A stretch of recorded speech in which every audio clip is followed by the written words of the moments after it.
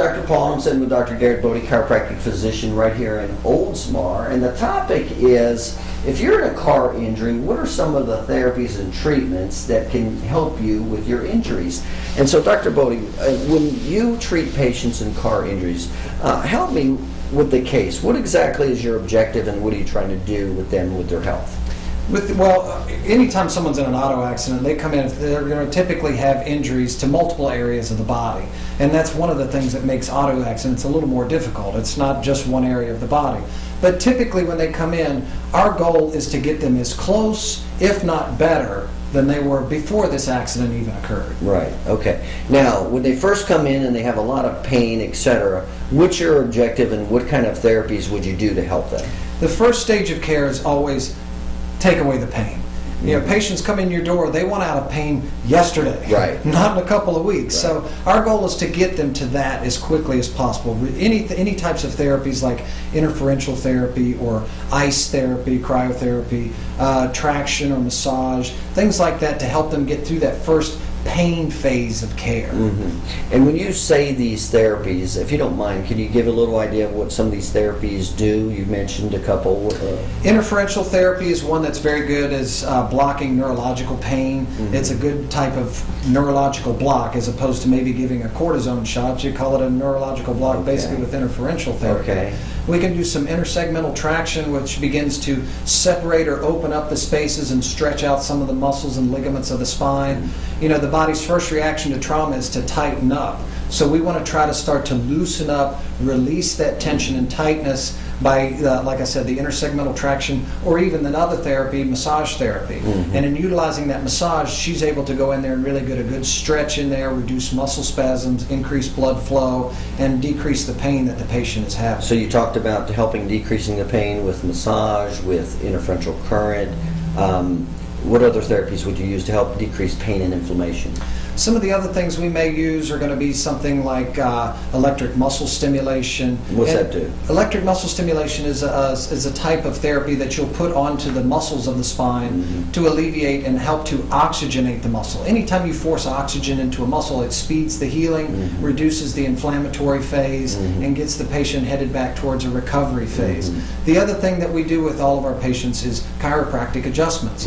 By realigning these misalignments or bones that have gotten shifted out of its proper position in reference to the bones above and below it, when that bone goes out of place, it's irritating your central nervous system. Your central nervous system controls every single solitary function in your body.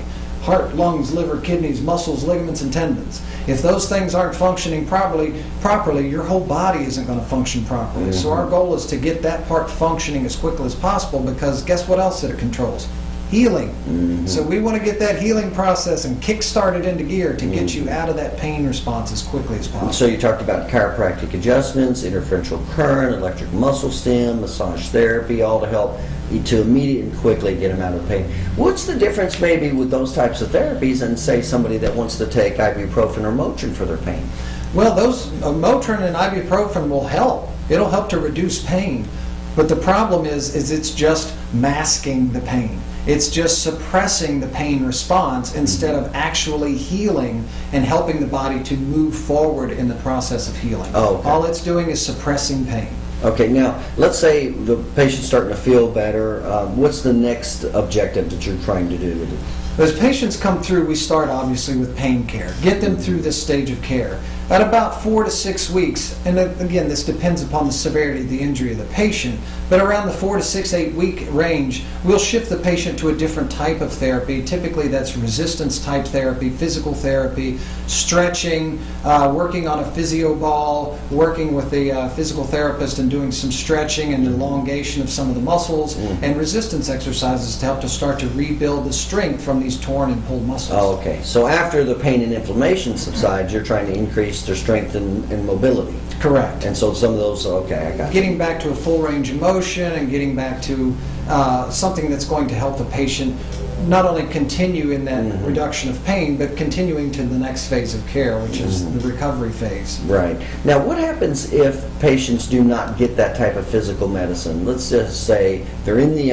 injury, they have these physical injuries, they take over-the-counter pills or pain pills, and they never have any type of physical medicine to help restore them. What happens? I get this a lot. I tell you where I see these patients. They don't come in maybe right then, but 2 years down the road, 3 years down the road, those minor headaches that they were having from that auto accident that maybe got once a month or once every couple of weeks or so, those episodes or pain episodes start getting more and more. And not only they start getting more frequent, but they start getting more severe each step, to where the next thing they know, this patient has now developed themselves into a permanent injury. And then they come and see us and say, okay, now fix me.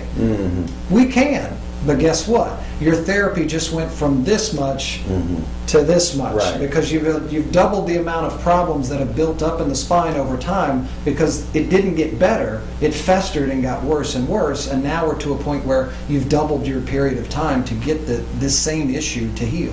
That makes a lot of sense. Is it possible that the person waits so long that they're just going to have a permanent injury the rest of their life? I see that very often. And those patients, those patients eventually find themselves to us, and it's a very difficult conversation when you tell a patient, look, can you help them? We can help them. We can.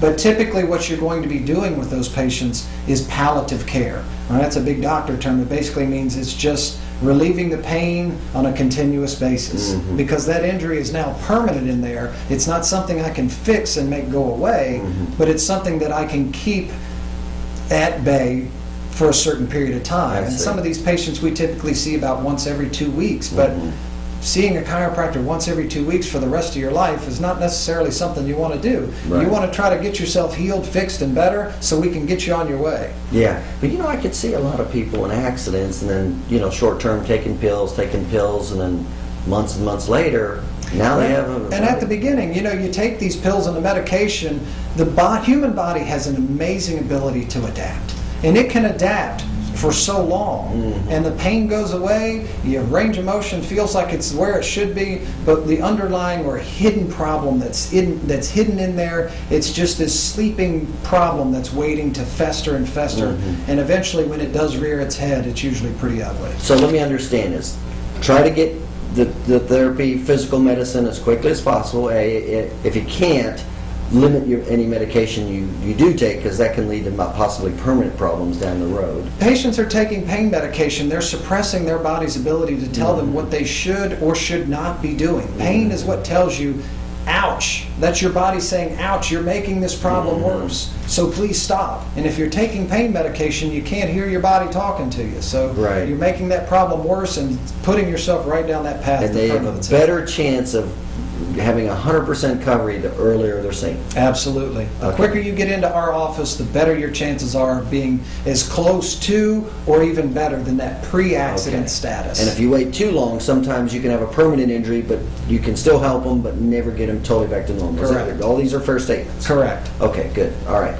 All right, well, very good. And again, we're talking with Dr. Garrett Bode, chiropractic physician right here in Oldsmar, Florida. And if you've been in a car injury, certainly feel free to give Dr. Bode a call.